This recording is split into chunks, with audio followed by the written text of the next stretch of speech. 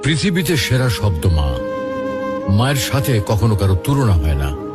পাহাড় সমান ব্যথা বুকের মধ্যে চাপা দিয়ে হাসি মুখে মা আমাকে কোলে তুলে নিয়েছেন। আমি যখন মায়ের গর্ভে আসি, প্রথম 4 ও 5 মাস আস্তে আস্তে বড় হতে থাকি। তখন মা কোনো খাবার খেতে পারত না, রাত দিন সবসময় কষ্ট পেত। অসহ্য যন্ত্রণা ধারণ করেও মা কোনোদিন শব্দটিও উচ্চারণ করেনি। পরে 4 মাস যখন বড় হতে থাকি, তখন মায়ের পেটে আস্তে আস্তে নড়াচড়া করতে থাকি। কোনো সময় মায়ের পেটে লাথি মারার কারণে মা দাঁড়ানো অবস্থা থেকে বসে পড়ত। ব্যথা সহ্য করতে না পেরে বিছানায় শুয়ে এপিট-ওপিট করত। 10 মাস পর যখন এই পৃথিবীতে আসার সময় হয়, তখন শুরু হয় মায়ের সীমাহীন কষ্ট আর ব্যথা। একজন মানুষের নির্ধারিত আছে সে কতটুকু ব্যথা সহ্য করতে পারবে। সন্তান প্রসবের ব্যথা নিয়ে বড় বড় চিকিৎসা বিজ্ঞানীরা বলেন, একটা মানুষ সর্বোচ্চ 45 ইউনিট ব্যথা সহ্য করতে পারে।